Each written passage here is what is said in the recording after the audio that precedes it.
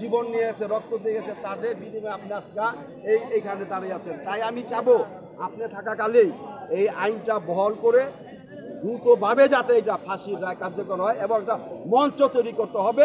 সেই মঞ্চ হবে ঢাকা স্টেডিয়ামের ময়দানে। কার্যকরের আগে যে রায়ের ঘোষণা হলো সেই ঘোষণা সন্তুষ্ট না? কিছুটা তো হয়েছে, একের যে হয়নি তাও বলি ওই বললাম যে আমার খাবার দিলেন, আমাকে পেটটা ভরে আমার তৃপ্তিভাবে খাবারটা দিলেন না, এইটাই আমার একটা আক্ষেপ। উনি আমরা যখন বলছি যে উনি একটা রাজসাক্ষী হবে, আরে বাবা আমরা সেদিনই ধরছি যে উনি একটা পলিটিক্স বাস, উনি এইটাই একটা বহল করবে, এইটা একটা উদ্দেশ্য ছিল যে আমি রাজসাক্ষী হমু, সবার নামে আমি চাপাই দেবো।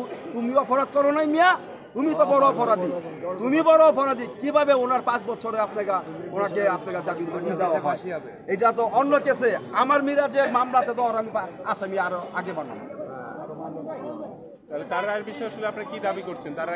ওনারও ফাঁসি চাই, ওনারও ফাঁসি চাই। শুধু উনি না, যাত্রাবাড়িতে যেভাবে আমার সন্তানদের উপরে সারা বাংলাদেশে আপনার এই সাভার, উত্তরা, আপনার এই কি বলে রামপুর আর চাঙ্গারপুর যে ঘটনা ঘটে সারা বাংলাদেশ সবচেয়ে বৃহত্তম ক্ষতি করছে যাত্রাবাড়ি।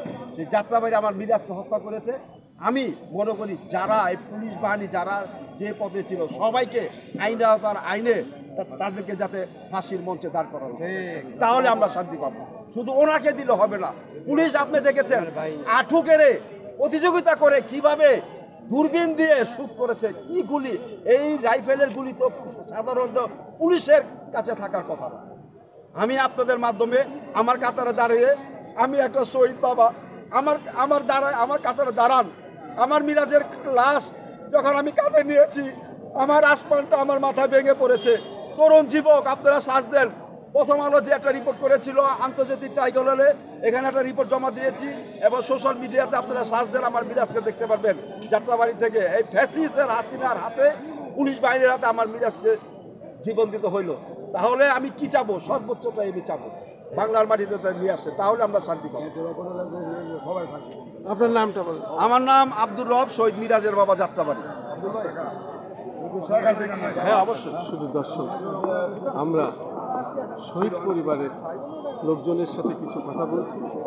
শহীদ মিরাজের আব্বা আমাদের সংক্ষিপ্তভাবে একটি সাক্ষাৎ গ্রহণ করলেন। উনি আনন্দিত, কিন্তু পাশাপাশি উনি সকল যারা হত্যা করেছে সকলকেই, এই অপরাধী সকলকেই দাবি জানাচ্ছেন এবং সকল অপরাধীরই উনি ফাঁসি চান, ফাঁসির দাবি জানালেন এবং দেশের সকল মানুষকে ওনার কাতারে এসে দাবি জানালেন যাতে ন্যায় বিচার হয়, ফাঁসির দাবি জানান বাকি সকলের। এবং সেই সাথে আজকের ফাঁসির রায় হওয়াতে উনি আনন্দিত এবং খুশি, সেই অনুরোধ প্রকাশ করলেন।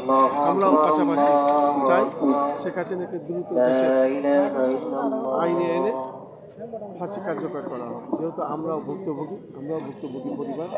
কারণ এই শেখ হাসিনা সারা দেশে প্রত্যেক জায়গায় এইভাবে সে মানুষকে অন্যায় অত্যাচার করেছে এবং গুম খুন করেছে। সেই পরিবারের আমিও একজন। আমার ব্যবসা প্রতিষ্ঠান লুটপাট করা হয়েছে, বাড়িঘর লুটপাট করেছে, বাবা ভাইকে হত্যা করা হয়েছে। আমি চাই ন্যায় বিচার। আমি আনন্দিত, আমি খুশি। ফাঁসির রায় দ্রুত কার্যকর করা হোক।